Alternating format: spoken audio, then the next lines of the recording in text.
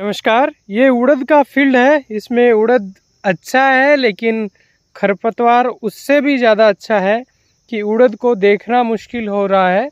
वहीं इसके साइड में ये प्लॉट है, ये भी उड़द है लेकिन इसमें खरपतवार नहीं है। एक मेड का फ़र्क है। आज इस वीडियो में जानते हैं कि कैसे उड़द में आप प्रभावी खरपतवार कंट्रोल कर सकते हैं। देखिए, उस केमिकल पे पहले बात करें उससे पहले हमारी मैनेजमेंट की थोड़ी सी चर्चा करेंगे।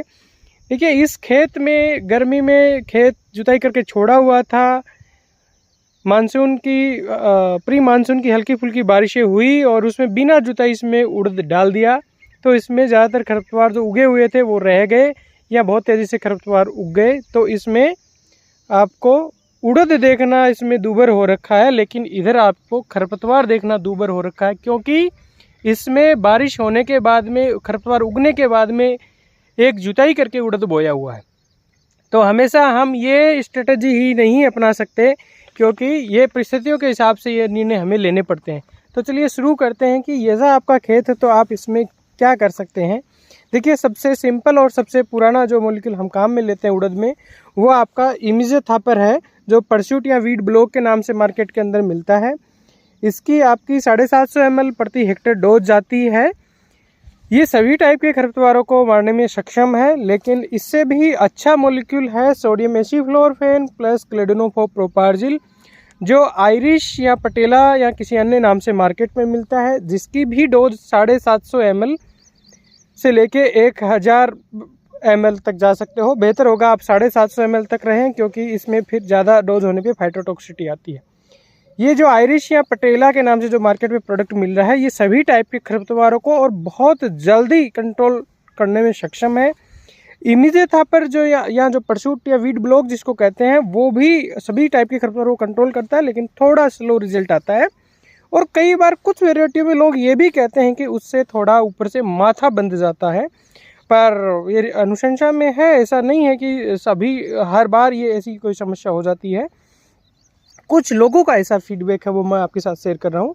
इसके अलावा यदि सकड़ी पत्ती के खरपतवारों की ज़्यादा समस्या है तो एक प्रोडक्ट और है, वह है प्रोपाक्विजाफोर प्लस इमिज़ोथापर, जो साकेत या अन्य किसी नाम से मार्केट में अवेलेबल है। 2 लीटर प्रति हेक्टेयर इसकी डोज है। इस पे भी आ सकते हो आप, पर मैं सजेस्ट करूंगा कि इसमें आप आयरिश या पटेला सोडियम एसिफ्लोरोफेन प्लस क्लेडोनोफोप्रोपार्जिल वाले मिक्सचर पे रहेंगे, ज़्यादा बेहतर है, तुरंत आपके रिजल्ट देगा। यदि आपके किसी वजह से यदि आपके सकड़ी पत्ती के खरपतवार बच भी गए हैं, तो क्योंकि ये आयरिश ये चौड़ी पत्ती वाले को तो तुरंत निपटा देगा, सकड़ी पत्ती वाले यदि बच भी गए हैं तो इसके लिए हमारे पास विकल्प है, जैसे कि प्रोपाक्विजाफोर बहुत अच्छा है। इसमें पौधे पे कोई नुकसान नहीं होता है। प्रोपाक्विजाफोर जो एजिल के नाम से आता है, इसकी डोज है 750 ml से 1000 ml प्रति हेक्टेयर। इसके अलावा आप क्यूजालोफोब जो टर्गा सुपर के नाम से आता है, उसके ऊपर भी जा सकते हो, जिसकी डोज 750 ml है। तो ये सकड़ी पत्ती वाले ही खरपतवार यदि आपके लेट बच भी गए तो इनमें से कोई एक अपना सकते हैं। नटशेल में मैं ये कहूँगा कि आपको खरपतवार कंट्रोल है वो बहुत छोटे उड़द में नहीं करना चाहिए कि 3 पत्ती पहला ट्राइफोलिएट आया है और आपने खरपतवारनाशी दवा स्प्रे कर दी, उससे आपका उड़द खत्म हो सकता है। पहला ट्राइफोलिएट आ जाए, उसके बाद में दूसरा भी आ जाए, तब यानी 3 पत्ती पूरी विकसित हो जाए, दूसरी भी पूरी तरह से विकसित हो जाए, यानी 20 से 30 दिन के बीच में आपको करना चाहिए। और सबसे ज़रूरी बात, देखिए, सब लोगों की जो वेराइटियाँ हैं वो येलो मोजेक पीलिया रोग से प्रतिरोधी नहीं होती हैं, इसलिए आप इस समय एक कीटनाशक के ऊपर भी सोच सकते हो।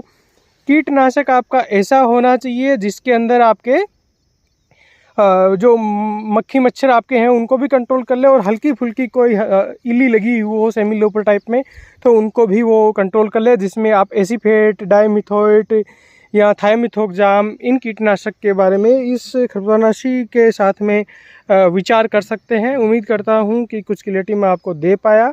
नमस्कार, जय हिंद।